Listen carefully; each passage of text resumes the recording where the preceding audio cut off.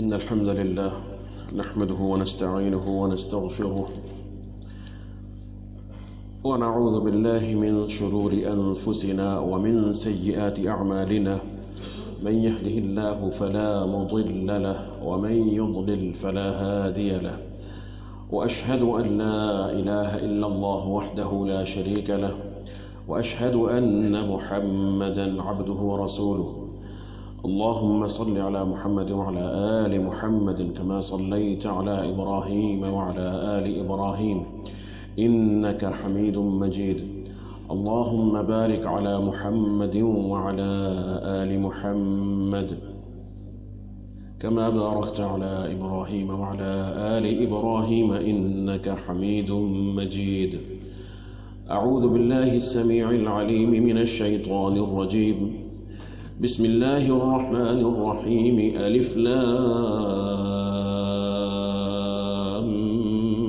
ميم ذلك الكتاب لا ريب فيه هدى للمتقين الذين يؤمنون بالغيب ويقيمون الصلاة ومما رزقناهم ينفقون والذين يؤمنون بما أنزل إليك وما أنزل من قبلك وبالآخرة هم يوقنون أولئك على هدى من ربهم وأولئك هم المفلحون.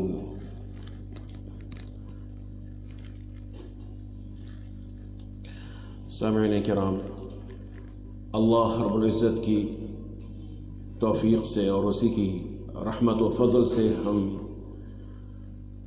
سورۃ البقرہ کا آغاز کر چکے ہیں، اور آج جن آیات مبارکہ کی شرح مقصود ہے، ان کی تفسیر کا بیان مقصود ہے، ان میں اللہ رب العزت نے ان متقین کی صفات بیان فرمائی ہیں جن کے بارے میں سابقہ درس میں گزر چکا تھا کہ اسی کا یہ فرمان ہے ہدی للمتقین، ہدی للمتقین ذالک الکتاب، یہ کتاب عظیم، یہ کامل کتاب، یہ عظیم الکتاب ہے۔ مختلف انداز سے میں نے آپ کو عرض کیا تھا، اس کا جہد سے ترجمہ کیا جا سکتا ہے، یہ عظیم اور کامل الکتاب ہے جس میں ریب کا وجود نہیں ہے، سراسر ہدایت ہے متقین کے لیے۔ متقین کون؟ متقین کون سے ایسے متقی حضرات ہیں جن کے لیے یہ کتاب مبارک ہدایت ہے، سراپا ہدایت ہے۔ ہادی نہیں کہا، ہدا کہا، یعنی مصدر ہے، سراسر سراپا ہدایت ہے قرآن کریم متقین کے لیے۔ اور آج جو میں نے آیات مبارکہ آپ کے سامنے تلاوت کی ہیں، ان میں 6 صفات بیان ہوئی ہیں ان متقین، اور یہ چونکہ سورہ بقرہ ہے جس کا موضوع جو ہے وہ ایمان ہے، اور خاص طور پر اس میں تمام جو ادیان اور فرق ہیں ان کا بیان ہے، مختلف ملتیں، مخاطبین میں جو ہے صرف مسلمان نہیں ہیں، اہل اسلام کے علاوہ اہل کفر میں سے جتنی ملتیں ہیں، جمیع جو ان کے مختلف مذاہب ہیں اور ادیان ہیں، ان سب کو خطاب کیا جا رہا ہے۔ اس لیے اس کا اسلوب بھی بہت جامع ہے اس اعتبار سے اور اسی انداز سے، اور اس لیے جو 6 صفات آج کی ان آیات میں بیان ہوئی ہیں، یہ صفات بھی جامع ہیں۔ دیگر جو صفات متقین کی بیان ہوئی ہیں، ان تمام صفات کو یہ شامل ہیں۔ یہ ممکن نہیں ہے کہ دیگر صفات متقین کی ان صفات کے بغیر پیدا ہو سکیں، ان کا وجود تصور کیا جا سکے۔ جیسا کہ یہ صفات اگر کاملاً انسان کے اندر پیدا ہو جائیں، حقیقت میں انسان ان کو حاصل کر لے اللہ رب العزت کی توفیق سے، تو پھر یہ ممکن نہیں ہے کہ دیگر صفات جو ہیں ان سے انسان محروم رہے، بلکہ وہ بھی اس کے اندر بدرجہ عطم پیدا ہو جاتی ہے۔ یہ اللہ سبحانہ تعالیٰ کی رحمت ہے۔ تو اب یہ آج کی آیات مبارکہ میں ہدی للمتقین کے بعد فرمایا کہ یہ سراسر ہدایت ہے متقین ہی کے لیے۔ کون سے متقین؟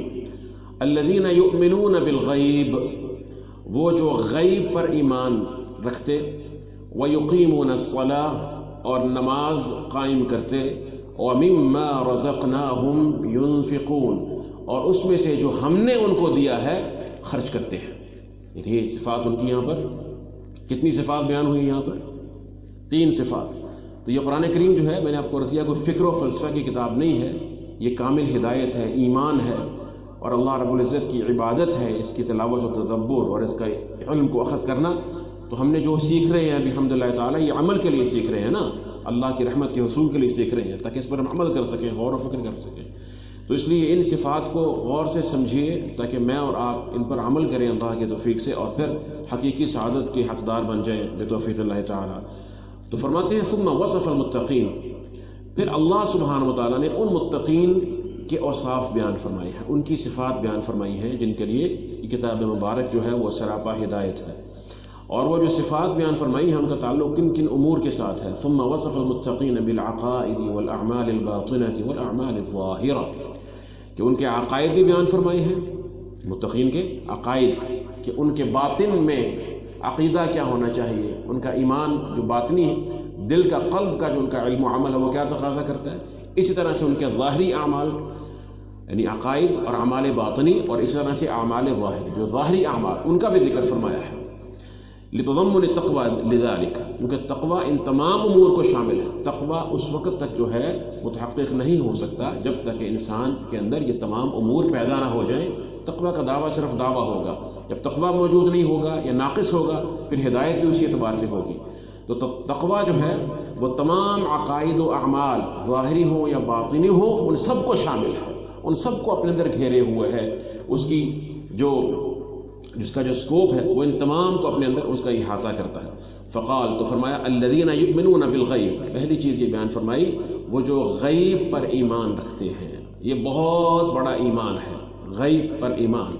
غائب کے معنی میں ہے، غیب مصدر ہے لیکن غائب جو چیز ہمارے سامنے نہیں ہے، کل ما غاب عنک، ہم اس کو دیکھ نہیں سکتے ہیں، یا ہمارا علم اس کا احاطہ نہیں کر سکتا ہے، اس تک نہیں پہنچ سکا، اس کا ادراک نہیں کر پایا ہے، یا ہمارے حواس تک کی جو رسائی ہے وہ اس تک نہیں ہے۔ یہ تمام امور جو ہیں وہ غیب میں آ جاتے ہیں، خواہ وہ ماضی کے ہوں، مستقبل کے ہوں، وہ حال کے ہوں۔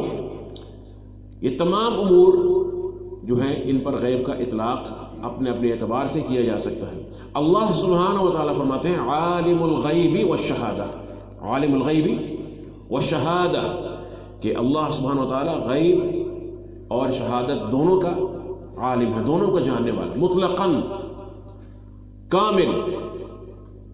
اور جو شہادت ہوتی ہے انسان کی، یہ کبھی انسان کی ایک جگہ پر انسان موجود ہے، یعنی کہ حضور ہے، اس کو حاضر ہے، حضور ذات ہے کہ وہاں پر موجود ہے، تو وہ کہتے ہیں جی شاہد ہے یہاں پر اس معاملے کا۔ کبھی اپنے کان سے وہ سنتا ہے، کوئی اس کو بتا دیتا ہے، خبر دے دیتا ہے، تو یہ علم، یہ بھی ایک طرح کے شاہد بننے میں اس کو شاہد بنا دیتا ہے، اس کو علم کے ساتھ اس کے بارے میں خبر، یعنی اس کو علم کے ساتھ اس کا یقین اور جزم حاصل ہو جاتا ہے کہ فلاں واقعہ، فلاں بات ایسے ہے۔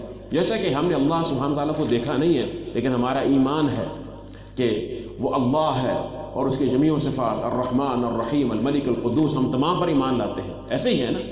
اور اسی طرح سے جو اللہ سبحانہ تعالیٰ نے ہمیں ماضی کے بارے میں خبر دی ہے، مستقبل کے بارے میں، تمام امور کو ہم مانتے ہیں، بلکہ اللہ سبحانہ تعالیٰ کی خبر کے ذریعے جو ہمیں علم حاصل ہوا، یہ اتنا کامل علم ہے، اتنا عظیم علم ہے، حالانکہ ہم نے اس کو اپنے حواس کے ذریعے اس کا ادراک نہیں کیا ہے، لیکن یہ جو رسول اللہ صلی اللہ علیہ وسلم کی خبر کے ذریعے، قرآن و سنت کے ذریعے معلوم ہوا، یہ خبر ہے نا، ایک پیغامبر کے ذریعے معلوم ہوا، وہ اتنا کامل ہے کہ اللہ نے ان اہل علم کو جو اس خبر کے ذریعے علم پر گواہ بن جاتے ہیں، اس پر یقین حاصل کر لیتے ہیں، ان کی شہادت کو اپنی شہادت کے ساتھ ملایا ہے۔ فرمایا شہد اللہ انہ لا الہ الا ہو والملائکۃ واولو العلم قائما بالقسط، سبحان اللہ، کہ اللہ اپنی وحدانیت پر خود بھی گواہ بنتے ہیں، ملائکہ کو بناتے ہیں اور ساتھ اہل علم کو ساتھ شامل فرمایا۔ ابن قیم کہتے ہیں رحمہ اللہ تعالیٰ، اگر اہل علم کی فضیلت کے لیے اور کوئی بھی آیت یا نشانی نہ ہوتی، یہی ایک آیت کافی تھی کہ اللہ نے ان کی گواہی کو اپنی گواہی کے ساتھ ذکر فرمایا ہے۔ کتنی عظیم شان ہے یہ شہادت! کیسی ہے یہ شہادت؟ ہے ہمیں جو علم حاصل ہوتا ہے خبر کے ذریعے۔ تو اسی طرح سے غائب بھی اس کے بالمقابل عالم الغیب والشہادہ، کہ اگر انسان کو ایک شے کا علم نہیں ہے اور وہ نہیں جانتا، پھر یہ نسبی ہو سکتا ہے کہ کسی کو کسی بات کا علم ہو جاتا ہے، کسی کو نہیں ہوتا، یہ مخلوق کے اندر بھی ہوتا ہے، تو کسی کے لیے غیب ہے، کسی کے لیے غیب نہیں ہے۔ لیکن اللہ سبحانہ و تعالیٰ کے علاوہ کسی مخلوق کے پاس مطلقاً کاملاً علم غیب نہیں ہے کہ وہ دعویٰ کرے کہ میں سب کچھ جانتا ہوں، یہ صرف اللہ سبحانہ و تعالیٰ کے پاس ہے۔ شیخ صاحب یہ یہاں پہ یہ فرما رہے ہیں الذین یؤمنون بالغیب، تھوڑا اس کو ذرا پڑھ لیجئے، پھر تھوڑا اس کی وضاحت بھی کرتے ہیں اس عبارت کی۔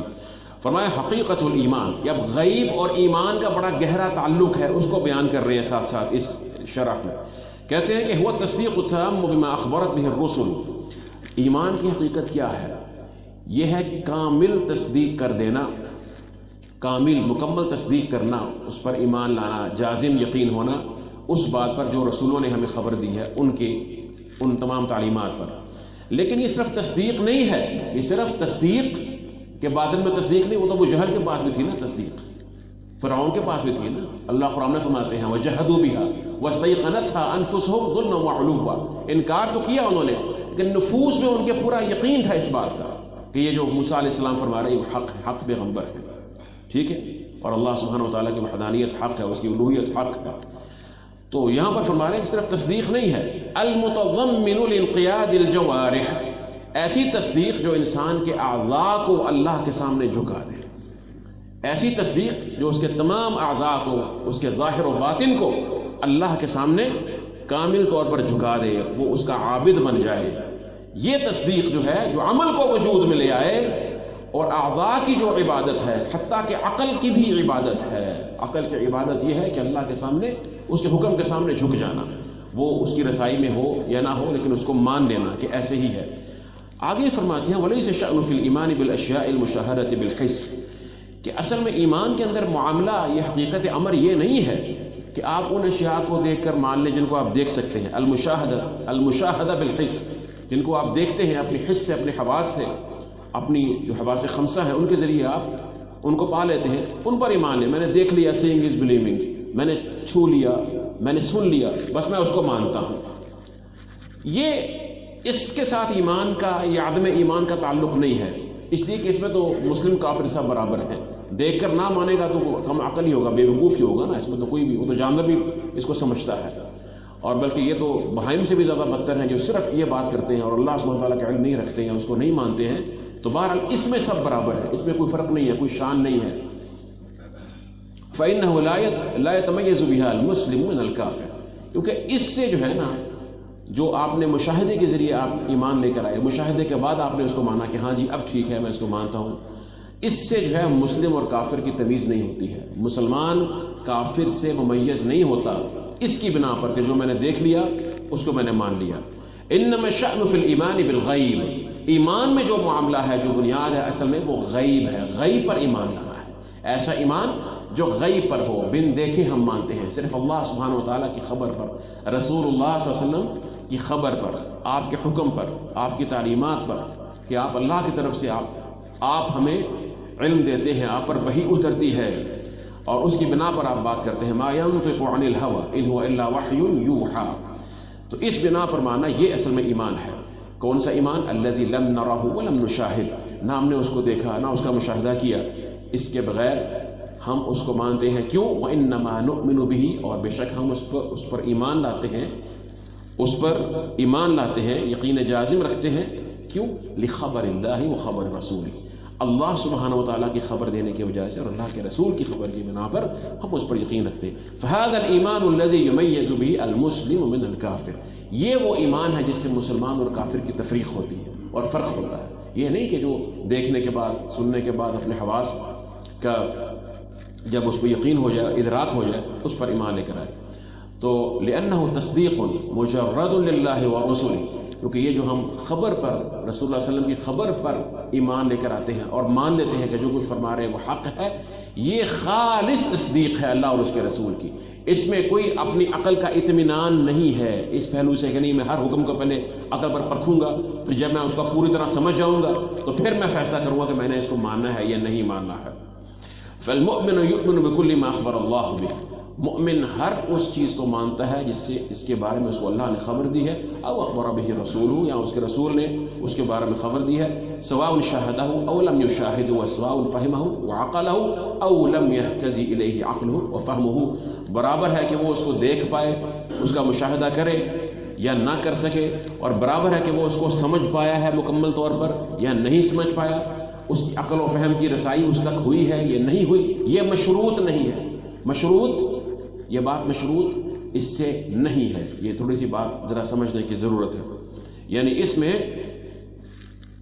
جو بات ہے وہ یہ ہے، اللہ رب العزت پر ہم ایمان لاتے ہیں اور اللہ کے رسول کو ہم اللہ کا رسول مانتے ہیں، پیغمبر حق مانتے ہیں، اللہ کی طرف سے ان پر وحی آتی ہے اور اس وحی کی علم کے مطابق وہ بات کرتے ہیں، ہم اس پر ایمان لاتے ہیں. کیا یہ ہمارا جو ایمان لانا ہے اس کا عقل سے کوئی تعلق نہیں ہے؟ کوئی تعلق ہی نہیں اس سرے سے. یا ہے نا؟ تعلق کیسا ہے؟ دو پہلوؤں سے. ایک اللہ سبحانہ وتعالیٰ کی آیات شرعیہ ہے، قرآن کریم ہے، اس کی آیات، ہر آیت ایک عظیم معجزہ ہے. اس جیسی کوئی آیت، اس جیسی صورت یا اس کی مثل کوئی نہیں لا سکتا ہے. اور اس کے نہ صرف اس کے الفاظ کی بات نہیں ہو رہی یہاں پر، اس کے جو مضامین ہیں، جو علم ہے اس کے اندر، جو اخبار ہیں، جو حقائق ہیں، خواہ وہ سائنسی ہوں، کسی پہلو سے بھی ہوں، وہ کامل ہیں اور وہ اتم ہے. ایک تو یہ بات. دوسری اللہ سبحانہ وتعالیٰ کی آیات کونیہ ہے، اللہ نے اپنی تخلیق میں نشانیاں رکھی ہیں. ان دونوں کو اللہ نے دلیل بنایا ہے، قرآن کریم نے دونوں کو دلیل بنایا ہے. ہم ان دونوں کو دیکھتے ہیں اور ان دونوں میں کامل توافق ہے. دونوں ایک دوسرے کے ساتھ مکمل طور پر ایک دوسرے کے ساتھ تطابق رکھتی ہیں، مطابقت رکھتی ہیں. ان دونوں میں کوئی تضاد نہیں ہے. کسی ایک یا دو یا کچھ بیوقوفوں کی عقل میں تضاد ہو سکتا ہے جو فرق سمجھتا ہوں، وگرنہ آج تک ایک بھی اللہ سبحانہ وتعالیٰ کی ایسی آیت مبارکہ نہیں ہے کہ تمام انسانوں کی عقل یہ کہتی ہو، نیک و بد تمام انسانوں کی عقل متفقہ فیصلہ کر دے کہ جناب یہ آیت جو ہے نا، یہ کائنات کے جو حقائق ہمارے علم میں ہیں، حتمی حقائق، سائنسی حقائق، ان کے خلاف ہے. بہت سے سائنسدان جو ہیں، حتیٰ کہ ان کے یہود سے ہوں یا نصارہ سے ہوں، اگر آپ سرچ کریں تو آپ کو معلوم ہو جائے گا کتنی سیریز ہے جو اللہ سبحانہ تعالیٰ کے وجود کو نہ صرف اقرار کرتے ہیں بلکہ مانتے ہیں کہ یہ اسی کی تخلیق ہے اور اسی کی تدبیر ہے. مطلب میرے کہنے کا یہ، جیسے کہ ایک بہت بڑے سائنسدان نے کہا، اس کا نام ذہن میں یہی آ رہا ہے، اس نے کہا کہ جو ادھورا سائنسدان ہوتا ہے وہ اللہ کا انکار کرتا ہے اور جو مکمل ہوتا ہے وہ اس کو مان کر رہتا ہے. ٹھیک ہے. تو بہرحال اللہ نے ان دونوں کو دلیل بنایا ہے. کن کو؟ آیات کونیہ اور آیات شرعیہ. دلیل کیا ہے اس کی؟ میں نے آپ کو عرض کیا کہ ہم جو بات کریں گے ہم نے ایک عمومی درس کی شکل میں بات نہیں کرنی ہے، فکر و فلسفہ نہیں، بلکہ اس کی دلیل اور بنیاد ہمیں قرآن و سنت سے ہی لینی ہے. فرمایا اللہ نے سورہ شورى میں،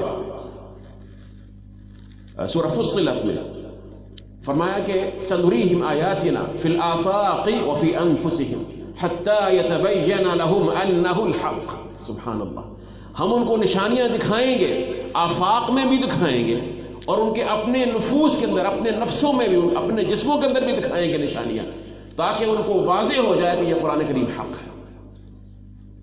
یعنی اندازہ کیجیے کہ قرآن کی حقانیت ثابت ہو رہی ہے اگر وہ غور کریں اللہ سبحانہ تعالیٰ کی نشانیوں، اپنے نفس پہ غور کریں، آفاق میں غور کریں، تو اللہ فرماتے ہیں کہ نشانیوں کو دیکھ کر عقل یہی نتیجہ اخذ کرے گی قرآن کریم کی تمام احکامات، آیات بینات یہ حق ہیں، اللہ کی طرف سے کسی انسان کی کاوش نہیں ہو سکتی. اور اس کے بعد فرمایا اولم یکفی بربک انہ علی کل شیء شہید. یہ تو خیر اللہ نے بتایا نا کہ نشانیاں عقلی دلائل کے ساتھ یہ مان جائیں گے، سمجھ جائیں گے، اور فرمایا کہ اصل میں کافی تو یہی ہے کہ اللہ خود گواہ بن گیا ہے کہ یہ حق ہے. بس اصل میں جن کے اندر فطرت اور روح ان کے زندہ ہے ان کو اللہ کی گواہی کافی ہے. اور اللہ کی گواہی کون سی ہے؟ اللہ کا قرآن ہے، یہ محمد رسول اللہ صلی اللہ علیہ وسلم کا فرمان ہے. سمجھ گئے؟ تو اس آیت مبارکہ میں دونوں دیکھیے، اس طرح سے دونوں کے اندر جو ہے وہ آپ یہ ہارمنی ہے اور اس اندر کوئی کسی قسم کا تضاد نہیں ہے کہ جناب وہ تخلیق کچھ کہہ رہی ہے اور آیات جو قرآن کریم کی آیات شرعیہ ہیں وہ کچھ اور کہہ رہی ہے. ایسا قطعاً نہیں ہے. تو جب ہم نے یہ سمجھ لیا کہ یہ رسول برحق ہیں، اللہ کی طرف سے ہیں، اس سے پہلے ہم نے اپنی عقل کو بھی استعمال کر لیا، ہم نے تمام طرح کے ٹیسٹ بھی لگا لیے، لاجیکل بھی لگا لیے، فزیکل بھی دیکھ لیے، اور ہر طرح سے اس کو ہم نے مشاہدہ بھی کر لیا، عقلی دلائل بھی دیکھ لیے، اس کلام مبارک کو سن بھی لیا، اور یہ بھی جان لیا کہ 23 سالہ دور میں نازل ہونے والا قرآن کریم ایک حرف کے اندر بھی کوئی تضاد یا تناقض نہیں ہے اور انسان کی کاوش نہیں ہے. اور جب مان لیا کہ آپ اللہ کے رسول ہیں اور جو آپ کہتے ہیں وہ اللہ کا حکم ہوتا ہے، پھر اس کے بعد یہ کہنا کہ جناب یہ حکم میری سمجھ میں نہیں آ رہا اور یہ فلاں کو میں ذرا چیک کروں گا، یہ موجودہ دور کے ساتھ تھوڑی سی اس کی جو ہے وہ توافق نہیں ہے، یا اس کی جو ہے وہ اس پہ پریکٹس کرنا مشکل ہے، یا فلاں کے اندر کچھ مسئلہ ہے، یہ پھر اس کی اپنی عقل کا مسئلہ ہے. اس نے جھوٹ بولا، وہ ایمان لے کر نہیں آیا، وہ ایمان لے کر نہیں ہے. اور یہ ہوتا ہے، اللہ سبحانہ و تعالیٰ آزماتے ہیں.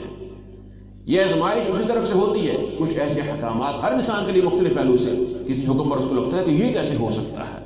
فرمایا من یؤمن باللہ یہدی قلبہ. تو یہاں پہ عقل کو مطمئن نہ کر، پہلے ایمان لے کر آ. ایمان لائے گا تیرے دل کو دلیل بھی سمجھا دوں گا، لیکن ایمان پہلے شرط ہے. ابراہیم علیہ السلام نے یہ نہیں کہا کہ میرا ایمان نہیں ہے، ربی ارینی کیف. ایمان ہے لیکن مجھے دکھا دیے، دیکھنا ہی نہیں. ایک عین الیقین ہوتا ہے نا کہ دیکھ کر بھی یقین کا ایک اعلیٰ مرتبہ درجہ حاصل ہو جائے گا. فرمایا اولم تؤمن، ایمان نہیں ہے پہلے یہ بتا. قال بلا، کیوں نہیں، ایمان تو کامل ہے. ولکن لیطمئن قلبی، سبحان اللہ، دل کا مزید اطمینان ہو جائے گا. ایمان ہے اس سے پہلے. اس سے معلوم ہوتا ہے کہ جو انسان اللہ اور اللہ کے رسول کو حق ماننے کے بعد، قرآن کریم کی آیات کو ماننے کے بعد، میں مسلمان ہوں بعد میں پھر وہ جو ہے وہ اطلاع کرے اور حجت کرے کہ نہیں جناب یہ سمجھ میں نہیں آ رہا، یہ کیسے ہو سکتا ہے، یہ فلاں چیز کیسے ہے. اور بہت سے منکر حدیث ایسے ایک فرقہ کام دیا کہ اور کیسے کافی اس قسم کے لوگ ہیں جو آج کل جدید انداز میں کوشش کرتے ہیں کہ ہم مقبول ہو جائیں اور اس طرح کی فتنے پھیلاتے رہتے ہیں. ان کی کوئی حیثیت نہیں ہے. اس بات کی کوئی حیثیت دین کے میزان میں نہیں ہے. جس کے پاس عقل ہے وہ اس کو پا کر رہتا ہے اور سمجھ کر رہتا ہے. یہ جو عبارت شیخ صاحب نے کہی ہے اس میں کافی چیزیں ہیں سمجھنے والی. میں تھوڑا سا اس عبارت واپس آتا ہوں. پہلی چیز فرماتے ہیں وہ تصدیق التام.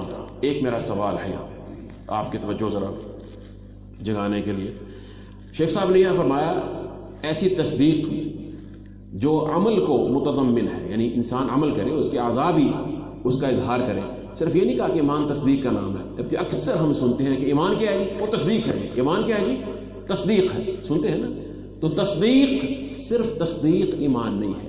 بات کو سمجھانے کے لیے میں نے عرض کیا تھا نا کہ تفسیر تقریبی سمجھانے کے لیے تصدیق کہہ دیا جاتا ہے، لیکن شیخ صاحب نے مکمل تفسیر فرمائی المتضمن لانقیاد الجوارح. یہ شیخ صاحب نے کیوں فرمائی یہ بات؟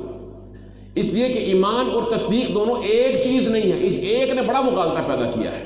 ایک بہت بڑا فرقہ پیدا ہوا جس نے کہا بس تصدیق کی بات ہے اور تصدیق ہونی چاہیے، اس کے بعد کوئی شخص عمل کرے یا نہ کرے اس سے کوئی فرق نہیں پڑتا، وہ کامل مسلمان ہی رہے گا. خواہ ایسے معاملات کر دے جو صریح ایمان کے منافی ہیں، کفر ہیں، اس میں داخل ہو جائے، اس سے فرق نہیں پڑتا، اس کا ایمان کامل رہے گا. بلکہ یہاں تک کہا کہ اس اعتبار سے، تصدیق کے اعتبار سے صدیق اکبر کا رضی اللہ تعالیٰ عنہ اور دیگر کسی عام مسلمان کا ایمان برابر ہے. تصدیق تو دونوں کی ہے نا، عمل کا ہی فرق ہے. یہ گمراہ اور باطل فرقہ نکلا. امام ابن تیمیہ رحمہ اللہ تعالی کہ شیخ صاحب نے جن کا بہت سی ان کی فکر کا خلاصہ اور بہت سی ان کی جو شروحات ہیں، ابن تیمیہ کی جو بات ہوتی ہے جب میں کرتا ہوں تو ایسے نہیں کہ وہ خود سے بات کرتے ہیں، ان کا اسلوب یہ ہے. میں یہ کہا کرتا ہوں جس نے قرآن کو سمجھنا ہے، تفسیر سمجھنی ہے، پڑھنی ہے، وہ فتاویٰ پڑھ لے. ابن تیمیہ کو پڑھ لو. کہتے ہیں کہ وہ تو فتویٰ ہے ان کا، اس میں میں کہتا ہوں آپ کو یہی تو آپ سمجھ نہیں رہے ہیں کہ وہ کہنے کو فتویٰ ہے لیکن ان کا استدلال قرآن کریم کی آیات سے ہے، اور اس طریقے سے وہ سبحان اللہ استدلال کرتے ہیں کہ انسان دنگ رہ جاتا ہے. یہی اللہ کی وہ خاص نعمت تھی جو اللہ نے ان کو عطا فرمائی، اور اس لیے کہتے ہیں کہ آیات من آیات اللہ، اللہ کی نشانیوں میں سے ایک نشانی. کم لوگ ہیں جن کے بارے میں امت میں کہا گیا، ایک امام بخاری کے بارے میں کہا گیا اور ایک شیخ الاسلام نے تیمیہ کے بارے میں کہا گیا.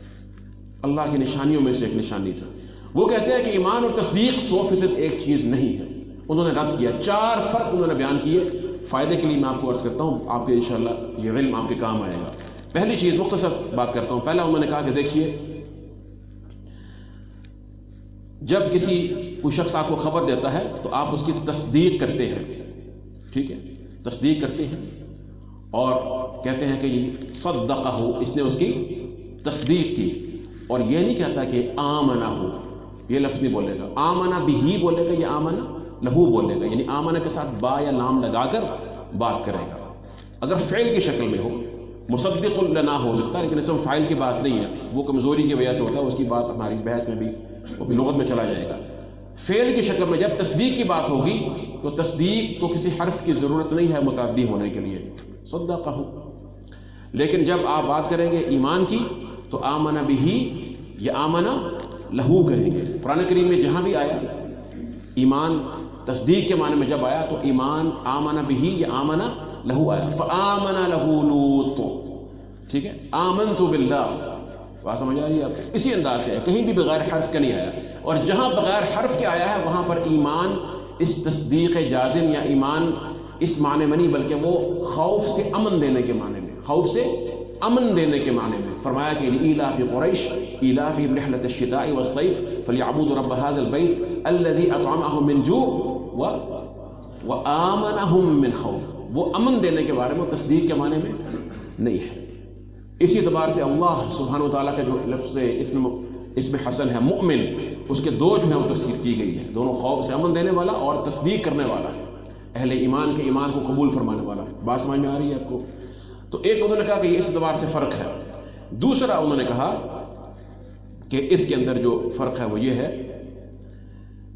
کہ ایمان ہمیشہ آپ اس خبر کے بارے میں بول رہے ہیں کہ شخص خبر لے کر آ رہا ہے آپ کے پاس جو آپ کے لیے غائب ہو رہی، آپ کے لیے جو چیز آپ دیکھ رہے ہیں کبھی آپ نہیں کہیں گے کہ ہاں جی میں اس پر ایمان لایا یا میں نے اس کی بات پر ایمان لایا، جو آپ خود مشاہدہ کر رہے ہیں، جو آپ کے لیے غائب ہے، آپ کے پاس ذریعہ نہیں ہے جاننے کا، جو آپ کے پاس خبر لے کر آیا آپ کو اس کے ذریعے مخبر کے ذریعے معلوم ہوئی، تو آپ اس مخبر کے بارے میں جو غائب ہے آپ کے لیے، اس غائب خبر کے لیے ایمان کا لفظ استعمال ہوگا، حاضر کے لیے شاہد کے لیے نہیں استعمال ہوگا. یہ انہوں نے قرآن کریم میں بھی اس کی جو ہے انہوں نے سارا مثال بیان فرمائی. اور سورہ یوسف میں آپ کو معلوم ہے جب یوسف علیہ السلام کے بھائیوں نے ان کو جو ہے وہ کنویں میں اس میں پھینک دیا اور آ کر کیا کہا اپنے والد گرامی کو علیہ الصلوۃ والسلام، انہوں نے کہا کہ وہ تو بھیڑیا کھا گیا، اور ساتھ کہا وما انت بمؤمن لنا ولو كنا صادقین. وما انت بمؤمن لنا، آپ تو ہمیں ایمانداری نہیں سمجھتے، اس خبر کے بارے میں آپ مؤتمن نہیں سمجھتے ہیں، ہم پر یقین نہیں رکھتے ہیں. ولو كنا صادقین، دیکھیں ہم سچے ہیں مگر آپ کا ہم پر ایمان نہیں ہے. کیا مطلب ہے کہ آپ کو پتہ نہیں ہے نا، آپ کو وہ تو نہیں دیکھ رہے کہ یہ جھوٹ ہے سچ ہے، تو آپ کو ہماری ذات پر اگر اعتماد ہو اور مؤتمن سمجھے، امانت دار سمجھے، تو ہماری بات پہ یقین کر لیں گے. ٹھیک ہوگی. تو غائب کی یہاں پہ تعلق آئے گا نا، وہاں پر ایمان کی بات ہوگی، تصدیق کے لیے شرط نہیں ہے. یہ بڑا اہم فرق ہے. اس لیے فرمایا یؤمنون بالغیب، تو غیب کی بات ہو رہی ہے نا، جس شے کا ہم اپنے حواس سے ادراک نہیں کر سکتے. تیسری انہوں نے یہ بات بڑی اہم اس کے اندر کی، انہوں نے کہا کہ تصدیق کے مقابلے میں کیا بولتے ہیں آپ لفظ؟ تکذیب بولتے ہیں. کیا بولتے ہیں؟ تکذیب. اور ایمان کے مقابلے میں کیا بولتے ہیں؟ بولیے آپ بتائیں گے. کفر. کفر ہے ایمان، کفر ایمان کی ضد، اور تصدیق کی ضد تکذیب. اور کہہ رہے ہیں اگر ایمان اور تصدیق ایک چیز ہو تو ایمان کے مقابلے میں پھر تکذیب بولا جانا چاہیے تھا کہ یہ ایماندار نہیں ہے، یہ ایمان نہیں لایا، اس نے تکذیب کی ہے. جبکہ ایسا نہیں ہے. کئی لوگ ایسے ہوتے ہیں کہ جو رسولوں کی تصدیق کرتے ہیں اور تصدیق کرنے کے بعد کہتے ہیں ہم نہیں مانتے. جب اور یہ کفر وہ ہے جو بڑا کفر ہے. بلکہ شیخ الاسلام کہتے ہیں یہ تو بڑا کفر ہے. کچھ شخص کہ جی میں آپ کی تصدیق کرتا ہوں مگر میں آپ کو میں دشمنی کروں گا، آپ سے نہیں مانتا آپ کی بات. ہاں تو ہوگا رسول اللہ کر کے میں نہیں مانتا تو میں تیری مخالفت کروں گا. فرمایا یہ کفر بغض و عناد ہے، جو کفر جہل و ضلال سے بڑا کفر ہے. یہ تو بڑا کفر ہو جائے گا. اور چوتھا فرق انہوں نے کیا کہ چونکہ اس کے اندر امن کا ایک مادہ موجود ہے، تو لہذا جو شخص مؤتمن نہیں ہے، جو امانت دار نہیں ہے، جس پر آپ اب جس کی امانت پر اعتماد نہیں کر سکتے، اس اعتبار سے پھر آپ اس کے لیے ایمان بھی نہیں بولیں گے. اور چونکہ اللہ کے جتنے رسول ہیں علیہ الصلوۃ والسلام، ان کو ہم پورا ان پر یہ ان کو امانت اور امین مانتے ہوئے کہتے ہیں نا کہ جو خبر دے رہے ہیں وہ اللہ کی طرف سے ہے، ان کی ذات پر کامل بھروسہ کرتے ہیں اس اعتبار سے. اس لفظ ایمان ہے. تو شیخ الاسلام نے یہ فرق بیان کیا. اس لیے فرمایا کہ ایسا نہیں ہے کہ تم ہر جگہ ایمان تصدیق ایک کرتے پھرو، بلکہ ایمان پھر ایمان ہے. اور تعریف وہ ہے جو شریعت نے تعریف کی ہے، جو شرعی تعریف ہے. دل کے اندر ایمان ہے، دل کا قول ہے اور عمل ہے، اور پھر انسان کی زبان سے اقرار ہے، اور اس کے اعضاء تمام کے تمام یہ جو عمل ان سے مطلوب ہے اللہ سبحانہ تعالیٰ کو، یہ وہ عمل کرتے ہیں. یہ تمام پر ایمان کا اطلاق ہوگا. پھر اس کے اندر نقص ہو سکتا ہے، زیادتی ہو سکتی ہے، وہ ایک الگ چیز ہے. ایک بات تو یہ ہوگی. اور غیب کے بارے میں آپ کو عرض کر دیا کہ مطلقاً علم غیب کس کے پاس ہے؟ وَعِندَهُ مَفَاتِحُ الْغَيْبِ لَا يَعْلَمُهَا إِلَّا هُوَ. اسی کے پاس ہیں، اسی کے پاس ہیں غیب کی کنجیاں، اس کے سوا کوئی نہیں جانتا ہے اس کو. وَيَعْلَمُ مَا فِي الْبَرِّ وَالْبَحْرِ، وہ جانتا ہے کہ جو کچھ بحر و بر میں ہے. وَمَا تَسْقُطُ مِنْ وَرَقَةٍ إِلَّا يَعْلَمُهَا، کوئی پتا نہیں جھڑتا ہے، کوئی پتا نہیں گرتا ہے مگر وہ جانتا ہے. پوری اس میں لائف سائیکل آ گئی نا پتے کی. جھڑنے کی بات کر دی ہے تو جو جھڑنے کو جانتا ہے کہ پتے کے دنیا میں کب کہاں پہ کیسے جھڑا ہے، سبحان اللہ، اس کی پیدائش کو اور اس کے پڑھنے کو نہیں جانتا ہوگا. وَلَا حَبَّةٍ فِي ظُلُمَاتِ الْأَرْضِ، اور زمین کی تاریکیوں میں گہرائیوں میں کہیں کوئی دانہ بھی ایسا نہیں جو اللہ کے پاس جس کا علم نہیں ہے. ولا رطب ولا یابس، نہ کوئی خشک ہے نہ کوئی تر ہے. الا فی کتاب مبین، نہ کہ صرف یہ کہ وہ اس کو جانتا ہے بلکہ اس نے لوح محفوظ میں لکھوا بھی دیا. سبحان، یہ اس کا علم غیب ہے. یہ غیب مطلقاً کسی کے پاس نہیں ہے. قل لا اقول لکم عندی خزائن اللہ ولا اعلم الغیب، خود اس نے اپنے رسول کو حکم دیا صلی اللہ علیہ وسلم کہ آپ اعلان کیجئے کہ میں غیب نہیں جانتا ہوں. اور فرمایا کہ قل لا يعلم من في السماوات والارض الغیب الا اللہ، اللہ کے سوا غیب کو نہیں جانتا. ہاں اللہ کے رسول ہیں عالم الغیب فلا يظهر على غیبه احدا الا من ارتضى من رسول فانه يسلك من بين يديه ومن خلفه رصدا. اللہ جس کو اپنا پیغمبر بناتا ہے اس پر وحی کرتا ہے علم کے اعتبار سے، اور پھر اس کے آگے پیچھے ایک سخت پہرا بھی لگا دیتا ہے اللہ کے ملائکہ کا، کہیں شہاب ثاقب کا، کہ کوئی شیطان اس وحی کو اچک نہ لے اور اس میں دخیل نہ ہو سکے. سبحان اللہ، یہ ایک انداز ضرور ہے جتنا اللہ نے کسی کو بتا دیا. اور اسی لیے قرآن کریم میں جو لوگوں نے کہا نا جی صرف مستقبل کے بعد جو ہے وہ غیب ہوتی ہے، ایسی بات نہیں ہے. میں نے آپ کو عرض کیا غیب ماضی کے بارے میں بھی آ جاتا ہے، جیسے کہ اللہ نے فرمایا کہ سورہ یوسف میں یوسف علیہ السلام کا واقعہ بیان فرمایا، اور فرمایا کہ ذالک من انباء الغیب نوحیہ الیک، اور کہیں پر فرمایا تلک من انباء الغیب نوحیہا الیک، اور فرمایا وما کنت لدیہم، آپ ان کے پاس اس وقت نہیں تھے جو آپ کو خبر یہاں پہنچ رہی ہے، یعنی آپ کا حضور نہیں تھا اس وقت، خبر اللہ کے علم کے ذریعے پہنچ رہی. ماضی کو بھی غیب کہا گیا. اسی طرح سے کبھی ظاہر میں انسان کے سامنے کوئی چیز ہوتی ہے مگر غیب ہوتی ہے. فرمایا سورہ سبا کے اندر آپ کو پتا ہے کہ سلیمان علیہ السلام جب ان کو موت آئی، فلما قضینا علیہ الموت، تو وہ اپنی ایک لاٹھی سے ٹیک لگا کر ایسے کھڑے ہوئے تھے، اور جنوں کو انہوں نے جو ہے وہ جنات کو انہوں نے کام پر لگایا ہوا تھا، ایک مشقت طلب کام تھا، ان کی ڈیوٹی تھی، اس کو وہ انجام دے رہے تھے. وہ لاٹھی پر ٹیک لگائے ہوئے اسی طرح سے اسی حالت میں ان کو موت آ گئی. لیکن جنات کو علم نہیں ہو سکا، ایک طویل عرصہ وہ اسی طرح اسی مشقت والے کاموں میں مصروف رہے. اللہ فرماتے ہیں کہ ما دل علی موتہ الا دابۃ الارض تأکل من سأتہ، ان کو نہیں معلوم ہوا، کسی بات نے خبر نہیں دی یا علم نہیں دیا ان کی موت کا سوائے اس دیمک نے جس نے لاٹھی کو کھا لیا.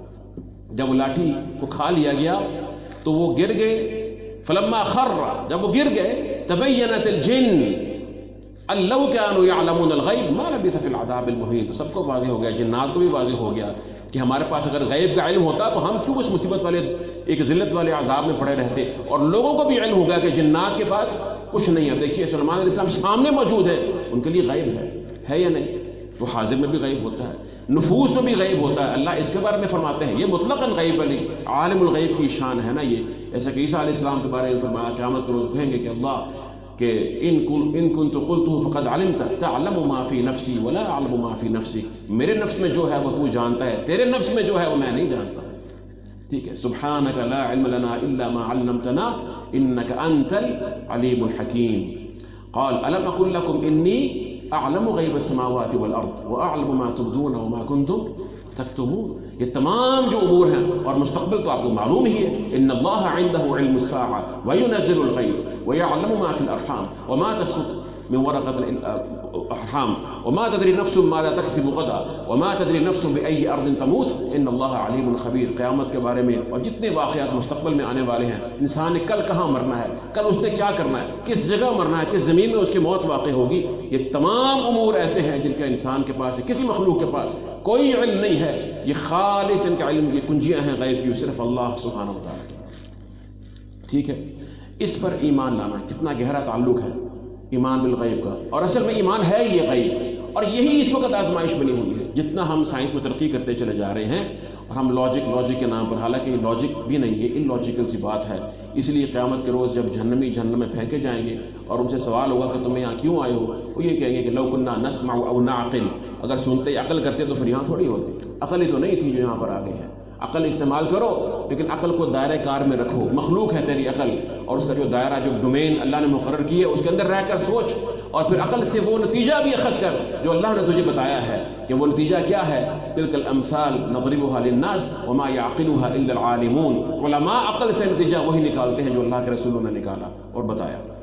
ٹھیک ہے جی. تو یہاں پر یہ شیخ صاحب نے جو بیان فرمایا، اس لیے انہوں نے کہا کہ المتضمن لانقیاد الجوارح. میں شیخ صاحب کی عبارت آپ کے لیے مکمل کھول لیتا ہوں، شرح سے بیان کر دیتا ہوں تاکہ آپ کو واضح ہو جائے. اور پھر آگے انہوں نے فرمایا کہ یہ جو ایمان بالغیب ہے اصل چیز وہ ہے مشاہدے والا ایمان جو ہے مشاہدہ سے فیصلہ نہیں ہوتا. ہاں لیکن یہ جو ہے ایمان بالغیب اصل میں شان کس کی ہے؟ اہل ایمان کی، جو کامل یقین رکھتے ہیں. بخلاف الزنادقۃ والمکذبین بالامور الغیبیہ، برخلاف ان کے جو زندیق لوگ ہیں، زنادیق ہیں یا زنادقہ. یہ زندیق کیا ہے؟ اصل میں تو شیخ الاسلام نے تیمیہ نے بیان فرمایا یا دیگر فقہاء نے کہ اصل میں یہ وہ ہے جو منافق تھا دور نبوی میں. جو منافقین تھے نا وہی ہے کہ ظاہر اسلام کرتے ہیں اور باطن میں کفر چھپا ہوتا ہے. یہ جو ہے وہ فقہاء کے ہاں تو ایسے ہیں. اصولی نے کچھ اور بھی چیزیں اس میں اضافہ کر دیا. بہرحال کچھ اس میں اور ایک اضافہ علماء کرتے ہیں، وہ یہ ہے کہ زندیق وہ شخص ہوتا ہے کہ جو منافق کی مانند اپنا کفر چھپاتا ہے. اس کے باطن میں کفر ہے، خواہ وہ کسی اور ملت سے ہو اسلام کے علاوہ، یا کفر صریح ہو یا ملحد ہو، اور اپنا اسلام ظاہر تو کرتا ہے لیکن منافق کی طرح یعنی اپنا جو کفر ہے منافق کی مانند مکمل نہیں چھپاتا ہے، بلکہ اپنی زبان سے اپنے اعمال سے اسلام کی نفرت یا کفری اعمال ظاہر بھی کرتا ہے. یہ زندیق ہے. جیسے شاعر اللہ کا مذاق اڑانا، اور اسی طرح سے جو ہے قرآن کریم یا رسول اللہ علیہ وسلم کے حکم کا، کسی اسلام کی حد کا انکار کرنا، اس کو ظالمانہ کہنا یا اس کی توہین کرنا، یا اہل بیت یا صحابہ کرام علیہم الصلوۃ والسلام ان میں سے کسی کی توہین کرنا، یہ ایسے امور کا ارتکاب کرتا ہے. پھر جب اسے کہا جائے کہ بھئی یہ تو نفاق ہے، کیا کر رہے ہو، تو پھر وہ فوراً کہتا ہے کہ نہیں میری مراد یہ نہیں تھی، میں نے تو یہ نہیں کیا، فلاں نہیں کیا، فلاں نہیں کیا. تو اس قسم کے جو معاملات وہ کہتے ہیں زندیق میں یہ ہے کہ اس سے اظہار ہوتا رہتا ہے ان اعمال کا جو نفاق اعتقادی والے اعمال ہیں.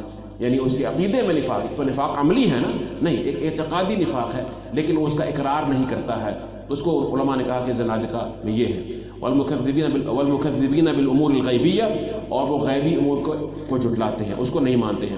کیوں؟ لأن عقولهم القاصرة المقصرة لم تهتدي إليها، کیونکہ ان کی جو قاصر اور ناقص عقلیں ہیں نا، ان عقلوں کی رسائی اس تک نہیں ہوتی. چونکہ ان کی عقلوں کی رسائی وہاں تک نہیں ہوتی کہ جی ہماری عقل میں یہ بات نہیں آ رہی، تیری عقل میں نہیں آ رہی، تو تیری عقل کو معیار تو نہیں ہے نا. کس کی عقل معیار ہوگا؟ اگر تیری عقل معیار ہے تو کوئی انسان دعویٰ کر سکتا ہے کہ میری عقل معیار ہونی چاہیے. عقلوں پر تو چھوڑا نہیں جا سکتا ہے. ایک تو خالق العقول کی بات ہے نا، جو خالق ہے عقلوں کا. تیری عقل خالق ہے کہ مخلوق ہے؟ تو نے خود پیدا کیا اپنے آپ کو. ام خلقوا من غیر شیء ام هم الخالقون، تو بغیر کسی شے کے پیدا ہو گیا یا تو خود پیدا کرنے والا ہے کسی شے کو؟ تو خود مخلوق ہے. یہ تو ماننے پر مجبور ہے کہ میری عقل، تو یہ بھی مانتے ہیں کہ میری عقل مخلوق ہے، میری عقل اپنی خالق نہیں ہے. تو جب مخلوق ہے تو وہ خالق کے بارے میں فیصلہ کیسے کر سکتی ہے؟ بڑی سمپل سی بات ہے، آسان سی بات ہے. اس کا دائرہ کار مخلوق کی حد تک ہے. وہ خالق کو نہ اپنے اوپر قیاس کر سکتی ہے، نہ اس کو اوپر وہ حاکم بن سکتی ہے. تو کیا فکذبوا، انہوں نے جھٹلا دیا، انکار کر دیا. بما لم یحیطوا بعلمہ، جس شے کا ان کے علم نے احاطہ نہیں کیا، جس شے کا احاطہ علمی نہیں ہو سکا، ان کا علم تھا احاطہ نہیں کر سکا نا. اللہ، یہ قرآن کی آیت ہے. بل کذبوا بما لم یحیطوا بعلمہ ولما یأتہم تأویلہ، کہ بہت سی ایسی باتیں خاص طور پر امور غیبیہ کے بارے میں، قیامت کا آنا ہے، جناب کیسے ہو جائے گا، آسمان پھٹ جائے گا، زمین جو ہے وہ بدل جائے گی، اور آسمان کو والسماوات مطویات بیمینہ، اللہ آسمانوں کو اپنے دائیں ہاتھ میں لپیٹ لے گا. یہ سب کچھ کس طرح سے ہو جائے گا، یہ کیسے فلاں یہ وہ، اس طرح کی چیزیں جو ہیں، اس چیز کا احاطہ ان کا علم نہیں کر سکتا ہے. یا دیگر جو شرعی احکامات ہیں، حدود ہیں، اور دیگر اللہ سبحانہ تعالیٰ کی صفات اور کیفیات ہیں، تقدیر کا مسئلہ ہے، آپ کو بیان کیا تھا.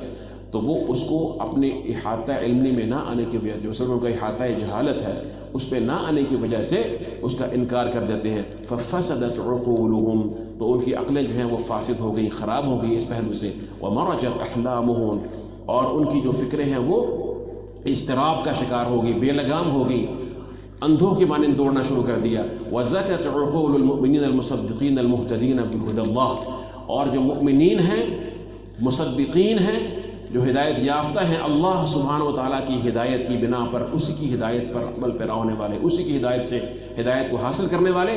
زکت عقول المؤمنین، ان کی عقلیں جو ہیں وہ کیا ہو گئی؟ پاک ہو گئیں، بڑھ گئیں. زکوٰۃ میں دو معنی آتے ہیں، الطہر والنمو. طہر کہتے ہیں پاکیزگی کو. مال کی زکوٰۃ نکالتے ہیں نا، اس میں پاکی بھی ہوتی ہے اور نمو، مال بڑھتا بھی ہے، مال میں گروتھ بھی ہوتی ہے. دونوں چیزیں جو ہیں وہ زکوٰۃ کے معنی میں داخل ہیں. ٹھیک ہے، سبحان اللہ. تو فرمایا وَزَكَتْ عُقُولُ الْمُؤْمِنِينَ، مومنوں کی عقل جو ہے وہ اس ایمان کو لانے کے بعد پھر کامل. اس لیے میں آپ کو عرض کرتا ہوں کہ آپ حاضر میں دیکھ لیجئے، ڈاکٹر ذاکر نائک اس کی ایک مثال دی جا سکتی ہے ان سے، اور بہت سے لوگ ہیں ایسے علماء حق ہیں، اور بہت سے لوگ ماشاءاللہ میرے طلباء کے اندر بھی کئی ایسے ہیں کہ جو الحمدللہ اس جو الحاد کا فتنہ ہے، یا جو ایک سائنٹیفک تھنکنگ اس کو کہا جاتا ہے، اس کی بنیاد پر جو اللہ کی صفات کا انکار ہے، یا جدید جو ایک لوگوں میں دنیا پرستی شہوت پرستی کی بنا پر جو ان کے عقلوں میں مرض ہے، تو وہ شرعی احکام کا انکار کرتے ہیں، اس کے خلاف وہ کام کر رہے ہیں. الحمدللہ میں نے کبھی دیکھا، یعنی ماضی میں اٹھا لیجئے علماء حق کو، شیخ الاسلام اس کی ایک مثال ہے، یا دور حاضر میں دیکھ لیجئے کہ کوئی شخص جو دین کے علم کو صحیح سمجھتا ہے اور دنیا کے ان فتنوں سے واقف ہے، اس کے بالمقابل میں نے نہیں دیکھا کہ کوئی ملحد کبھی ٹھہر سکا ہو، یا اس کی دلیل، اس کا جو آرگیومنٹ ہے وہ اس کے مقابلے میں زیادہ قوی یا مضبوط ہو. کبھی ایسا میں نے نہیں دیکھا، اور اس کا مشاہدہ آپ بھی کر سکتے ہیں. یہ بھی الحمدللہ یہ حق ہے. فرمایا وَزَكَتْ عُقُولُ الْمُؤْمِنِينَ الْمُصَدِّقِينَ الْمُهْتَدِينَ بِهُدَى اللَّهِ وَيَدْخُلُ فِي الْإِيمَانِ بِالْغَيْبِ.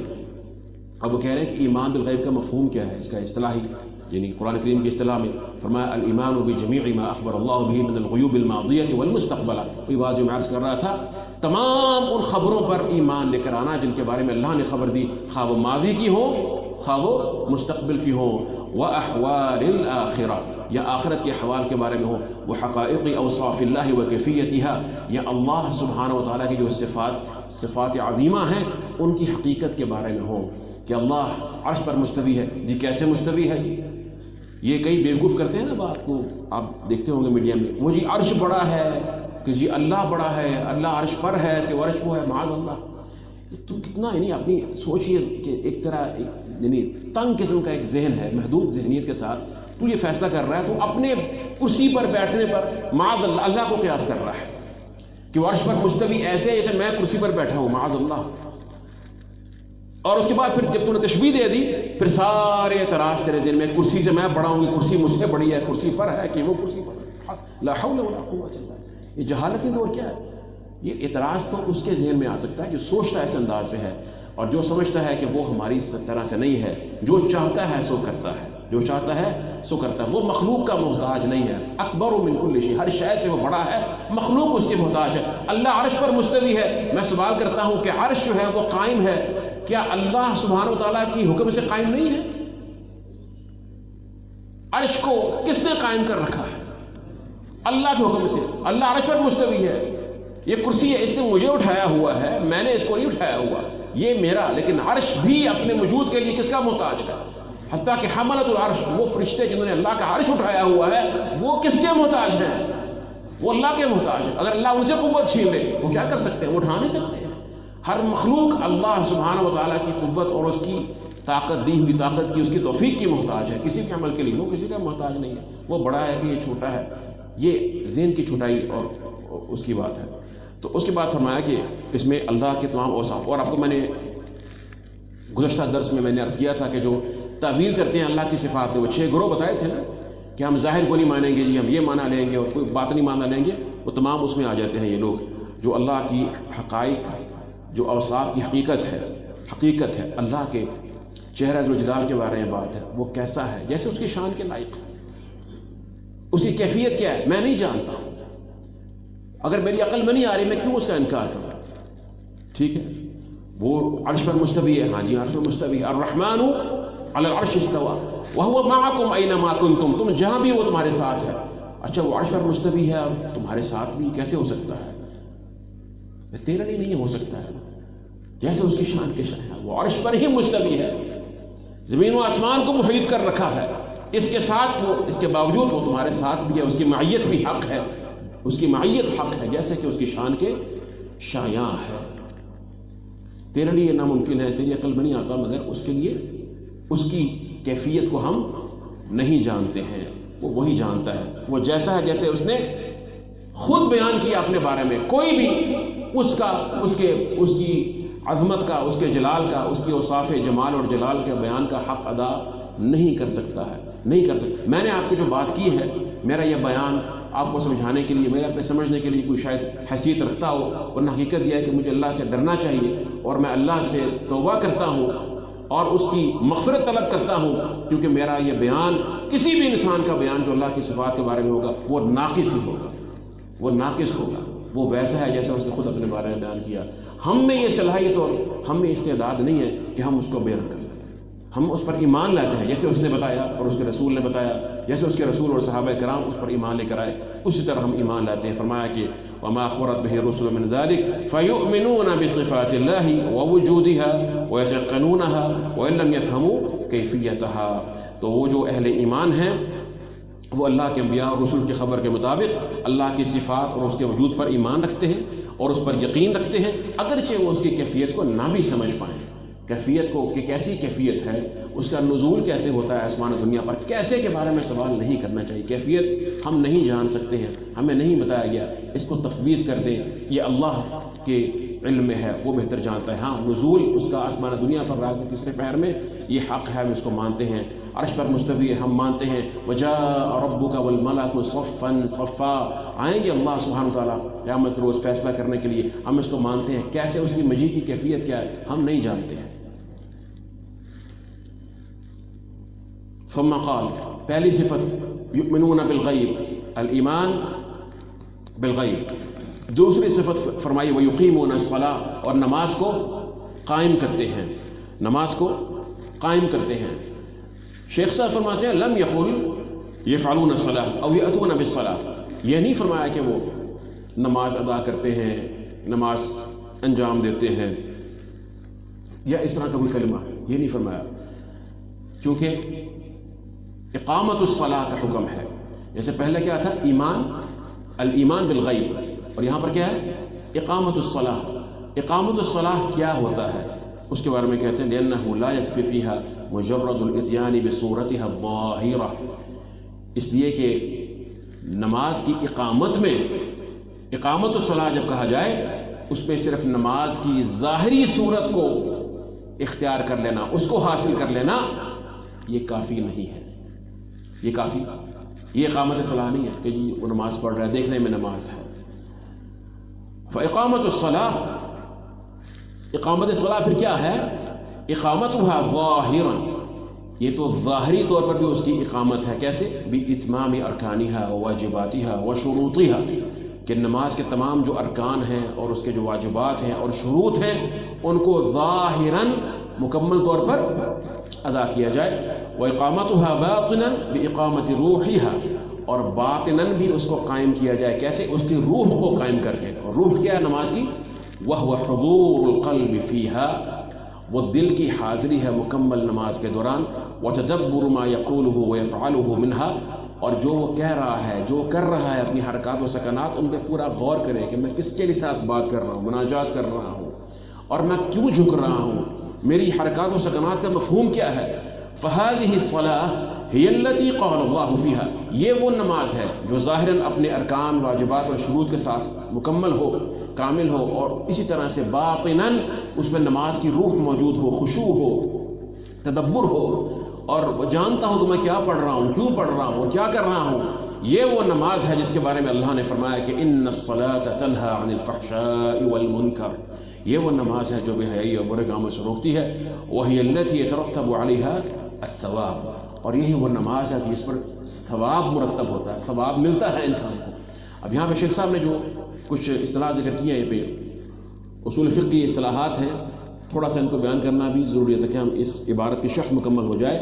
ارکان, واجبات اور شروط, آسان سے الفاظ ہے کہ نماز سے کچھ ارکان ہوتے ہیں اور کچھ اس کی واجبات ہیں, کچھ اس کی شروط ہیں, لیکن یہ جو تقسیم کی ہے یہ صرف بات کو سمجھانے کے لیے ہے. تھوڑا سا میری بات پر ذرا غور کیجیے گا, یہ صرف سمجھانے کے لیے کہ اگر نماز کا کوئی عمل, نماز میں کوئی ایسی بات اگر انسان کی رہ جائے, نقص پیدا ہو جائے, تو پھر کیا کیا جائے, اس کا حکم کیا دوبارہ دہرایا جائے نماز کو, یا جتنا نقص پیدا ہوا ہے اس کا اعادہ کر لیا جائے, سجدہ سہو کیا جائے یا نہ کیا جائے, یا کیا کرنا چاہیے, اس کا کفارہ کیا ہو سکتا ہے. اس طرح کی دیگر جو چیزیں ہیں یہ ان کو دیکھنے کے لیے جب کوئی ایسی بات ہو جائے, یہ نہیں کہ پہلے پوچھا جائے مولانا صاحب بھی بتائیں نماز جو ہے یہ فرض ہے کہ یہ اس میں جو ہے نا یہ فلاں جو ہے وہ سورہ فاتحہ پڑھنا رکن ہے کہ واجب ہے کہ یہ سنت ہے, میں کروں کہ جو اللہ کے رسول نے کیا وہ کروں, ختم ہوئی بات. یہ جو اسلوب ہے نا اب جو شروع ہو گیا کہ ان اصطلاحات کو لے کر انہی کی بنیاد پر عمل کا تعین کیا جاتا ہے کہ پہلے میں پوچھوں گا کہ فلاں عمل جو ہے وہ واجب ہے کہ وہ رکن ہے کہ وہ سنت ہے.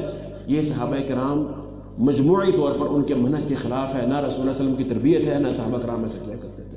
بلکہ وہ کیا کرتے تھے؟ ما آتاکم الرسول فخذوا وما نهاکم عنہ فانتہوا اذا امرتکم بشیء فأتوا منہ ما استطعتم، جب میں تمہیں کسی کام کا حکم دوں اس کو بجا لو اپنی بھرپور طاقت کے مطابق. بس یہ ہے صلو کما رأیتمونی اصلی، جیسے مجھے نماز پڑھتے ہوئے دیکھتے ہو ایسے نماز پڑھ لو، بات ختم ہوئی. نہیں جی وہ جو آپ نے یہ کیا تھا، سورۃ الفاتحہ پڑھی تھی، رکوع کیا تھا، رکوع میں تسبیح پڑھی تھی، وہ سنت ہے کہ مستحب ہے کہ واجب ہے کہ وہ رکن ہے کہ وہ شرط ہے کہ وہ کیا؟ یہ سوالات پہلے پوچھنا عمل کرنے یا نہ کرنے کے لیے یہ بدعت ہے، اس کی کوئی نظیر و مثال نہیں ہے. ہاں اگر کوئی معاملہ ہو جائے جہاں پہ ضرورت پیش آ جائے وہاں پر پھر یہ ان کی اہمیت اور ان کی ترتیب معلوم کی جا سکتی ہے، اس کا کفارہ یا اس کی قضا یا اس کا جو بھی ہے ازالہ کرنے کے لیے، وگرنہ یہ مناسب نہیں ہے. اب دیکھیے شرط کیا چیز ہے؟ شرط وہی ہے کہ ما یلزم من عدمہ العدم ولا یلزم من وجودہ الوجود، کہ شرط وہ چیز ہے، کوئی حکم ایسے نماز کی بات کرتے ہیں تو شرط کے بغیر، شرط وہ چیز ہے کہ جس کو اگر ادا نہ، اس کو اگر یعنی اس کو پورا نہ کیا جائے تو نماز بھی ادا نہیں ہوگی، نماز باطل ہو جائے گی، نماز باطل ہو جائے گی. جیسے کہ لیکن وہ نماز کا حصہ نہیں، نماز کی ماہیت سے خارج ہے، نماز کی ماہیت سے. جیسے آپ نماز پڑھ رہے ہیں، وضو کرنا یہ نماز کا حصہ ہے آپ کی، ٹھیک ہے، اور قبلہ رخ ہونا، طہارت ہونا، طہارت باوضو ہونا، اور اس طرح سے کپڑے کی طہارت ہونا یہ نماز کا حصہ تو نہیں ہے نا. اور اسی طرح سے جو ہے وہ وضو کرنا نماز سے خارج ہے نا. لیکن اگر وضو نہ ہو، انسان قبلہ رخ نہ ہو، طہارت شرعی نہ ہو تو نماز ہو جائے.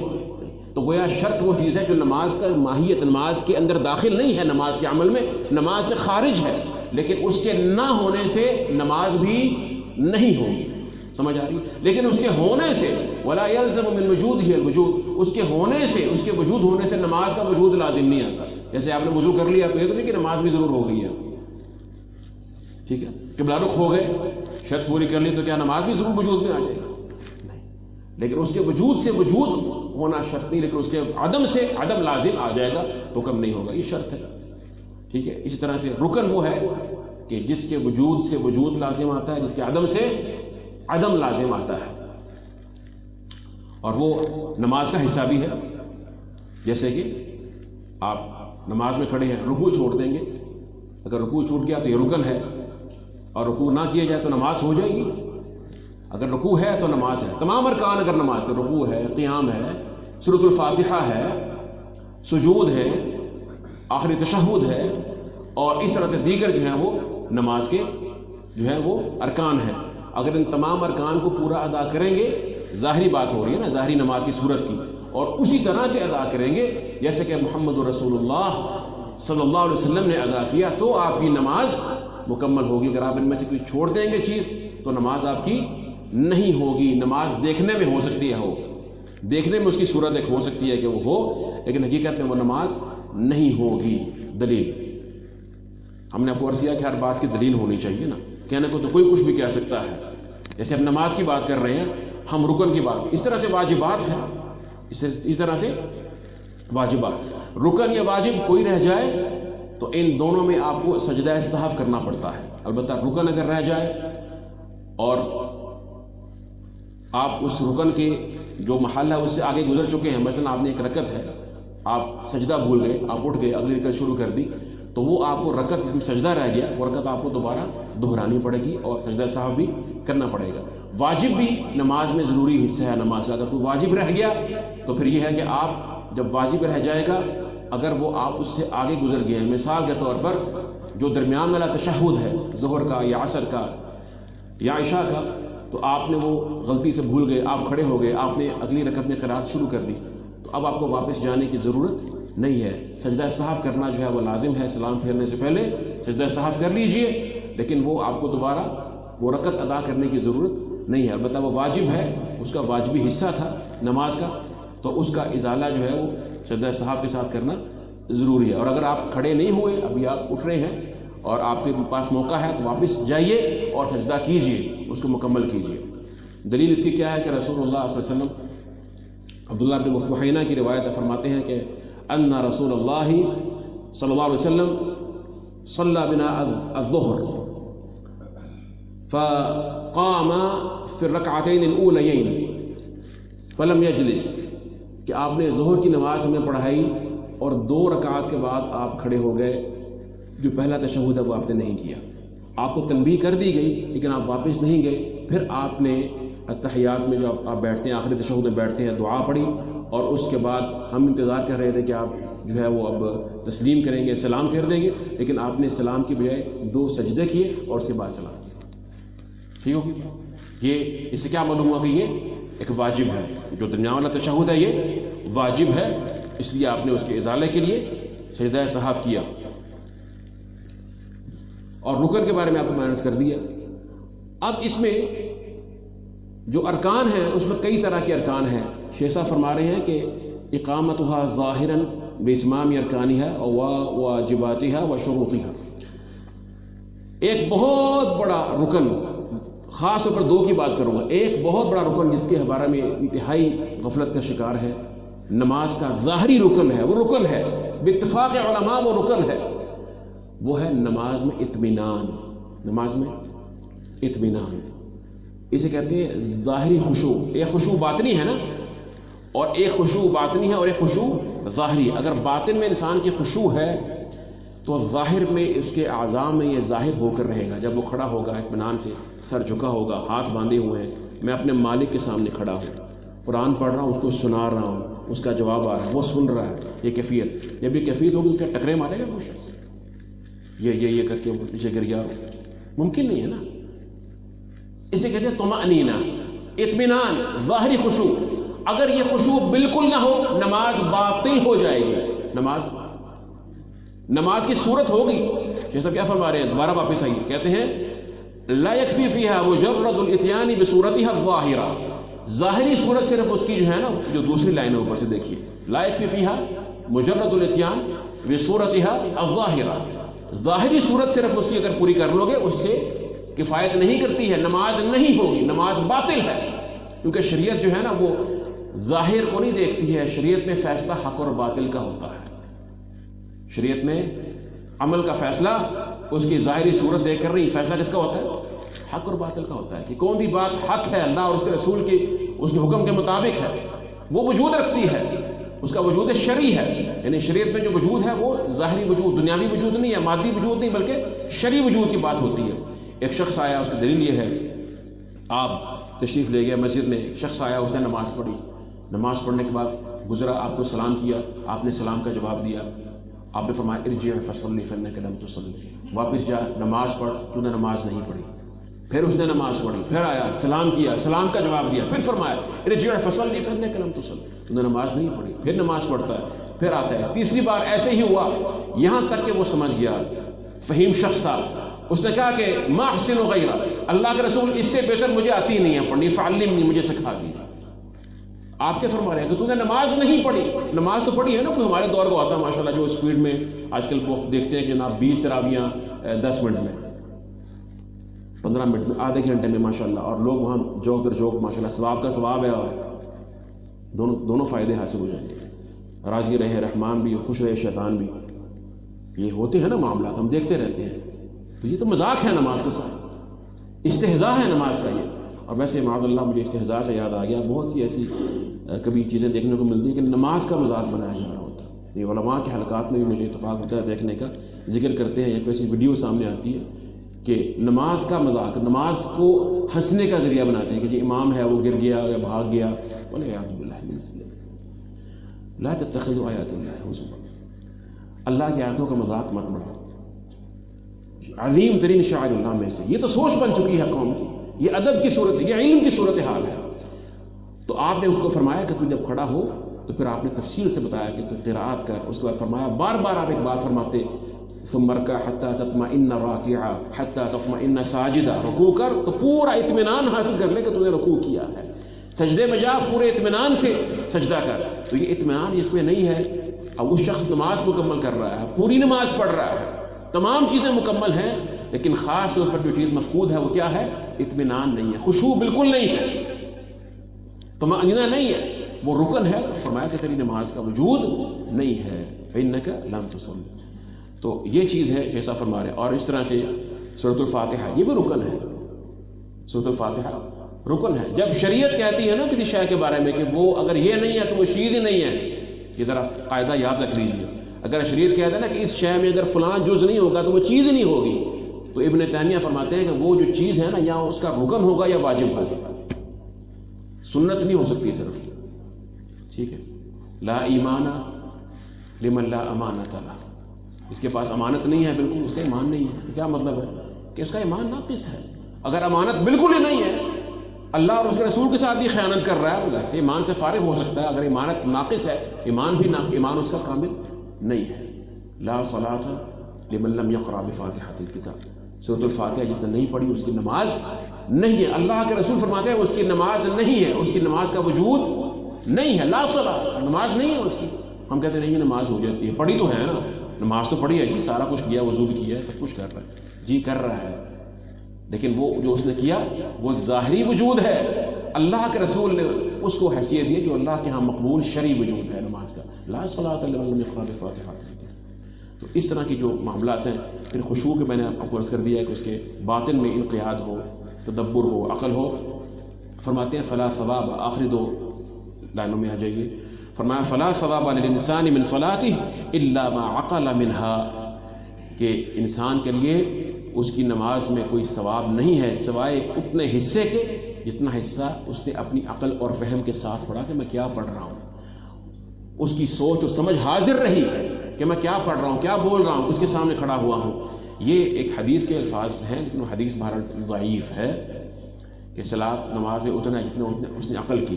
بہرحال یہ شیخ صاحب نے بطور حدیث بیان بھی نہیں کیا اس کو، میں نے ایک چیز بیان کر دی ہے، کیونکہ اس میں علماء ترغیب دلاتے ہیں کہ اپنی نماز میں کامل خشوع اور تدبر کو اور فہم کو اختیار کرو. اس لیے میں کہتا ہوں کہ نماز کا ترجمہ کم از کم انسان کو آنا چاہیے، اور جو نماز میں قرات کرتے ہیں اس کو سمجھنا چاہیے اور اس کو سیکھنا چاہیے. تو یہ چیز جو ہے وہ اہم ہے. فرمایا وَيَدْخُلُ فِي الصَّلَاةِ فَرَائِضُهَا وَنَوَافِلُهَا، اور نماز میں جو ہے وہ فرضی نمازیں بھی تمام کے تمام داخل ہیں، فرائض بھی اور نوافل بھی داخل ہیں، فرائض بھی اور نوافل بھی داخل ہیں. ٹھیک ہے جی، بات سمجھ میں آ گئی آپ کو؟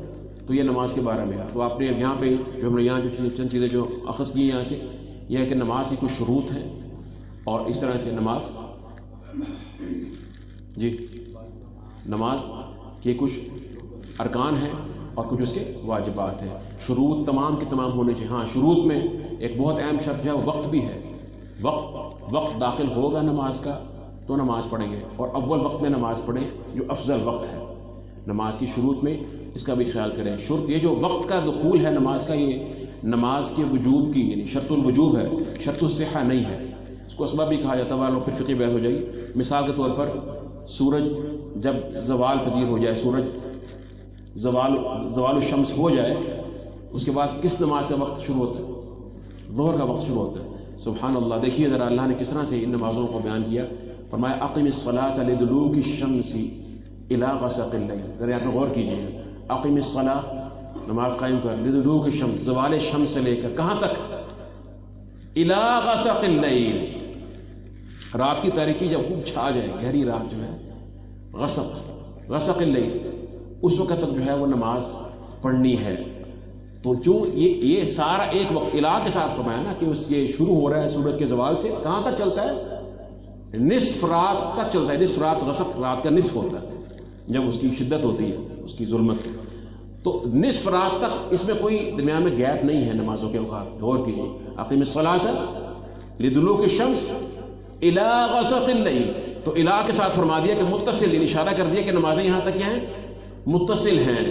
زوال کے بعد ظہر شروع ہوا، پھر سایہ ایک مثل ہوا، اس وقت تک ظہر کا وقت رہا، پھر عصر کا وقت شروع ہو گیا، اور عصر کا وقت مختار جو ہے سورج کے زرد ہونے سے پہلے پڑھ لیجئے. پھر اس کے بعد کوئی مجبوری ہے تو اس کے بعد سورج غروب ہونے تک اس کا وقت ہے، ورنہ منافق کی علامت ہے. اور اس کے بعد جب سورج غروب ہو جائے تو کون سی نماز ہے؟ مغرب. شفق کے موجود افق پر جو سرخی ہے اس کے موجود ہونے تک مغرب کا وقت. اس کے بعد عشاء کا وقت شروع ہو گیا. تو وہ کب تک رہا؟ نصف رات تک. تو کوئی درمیان میں گیپ ہے نہیں. نصف اللیل الآخر، رات کا جو آخری نصف ہے اس میں کوئی نماز ہے فرضی؟ کوئی نماز نہیں ہے. ٹھیک ہو گیا. اس کے بعد پھر طلوع فجر کے بعد کون سی نماز ہے؟ فجر کی. اور فجر سے لے کر طلوع شمس تک کوئی نماز ہے فرضی؟ کوئی نماز نہیں ہے. طلوع شمس کے بعد سے لے کر زوال تک کوئی فرضی نماز ہے؟ کوئی نماز نہیں ہے. تو فجر کی نماز کٹی ہوئی ہے، اس طرف سے رات سے بھی نصف اللیل الآخر اور نصف النہار الاول، دن کا جو پہلا حصہ ہے اور رات کا جو آخری نصف ہے اور دن کا جو پہلا نصف ہے، اس میں کوئی فرضی نماز نہیں ہے۔ درمیان میں کون سی نماز آتی ہے؟ فجر کی نماز۔ بات سمجھ رہے ہیں؟ نہیں؟ فجر کی نماز سے پہلے نصف جو رات میں کوئی فرضی نماز نہیں ہے، قیام اللیل ہے، تہجد کی نماز ہے۔ اور جو پہلا نصف ہے دن کا، اس میں کوئی فرضی نماز، فجر کے بعد کوئی فرضی نماز، زوال تک کوئی فرضی نماز نہیں ہے۔ اب ذرا قرآن کی تعبیر دیکھیے، قرآن نے کس طرح فجر کو الگ سے بیان کیا۔ فرمایا اقم الصلاة لدلوک الشمس الى غسق اللیل وقرآن الفجر۔ دیکھ رہے ہیں، یعنی دلوک الشمس سے لے کر جو ہے کہاں تک؟ غسق اللیل تک، اور فرمایا وقرآن الفجر، اور فجر کا قرآن اس کو الگ بیان کیا ہے اور قرآن سے بیان کیا ہے، کیونکہ فجر کے قرآن کی خاص حیثیت، خاص شان ہے، اللہ کے ملائکہ آتے ہیں اس وقت۔ ان قرآن الفجر کان مشہودا۔ تو بہرحال میرے کہنے کا مطلب یہ ہے کہ یہ چیزیں ہیں نماز کے بارے میں۔ اقامت الصلاۃ میں یہ سب داخل ہے، اقامت الصلاۃ میں نماز کی حفاظت بھی داخل ہے۔ والذین هم علی صلاتهم یحافظون، اقامت الصلاۃ میں نماز کی پر دوام بھی داخل ہے۔ والذین هم علی صلاتهم دائمون، اور خشوع بھی داخل ہے۔ قد افلح المؤمنون الذین هم فی صلاتهم خاشعون، یہ تمام چیزیں ہوں گی اور دائمی ہوں گی تو اللہ کی رحمت سے وہ اقامت الصلاۃ ہے جو دوسری عظیم ترین صفت ہے۔ انشاءاللہ پھر کل سے آئندہ جو درس ہوگا اس میں پھر باقی جو صفات اس پر انشاءاللہ ہم بتوفیق اللہ تعالیٰ اس کی شرح کریں گے۔ وباللہ تعالیٰ التوفیق، وصلی اللہ تعالیٰ وسلم علی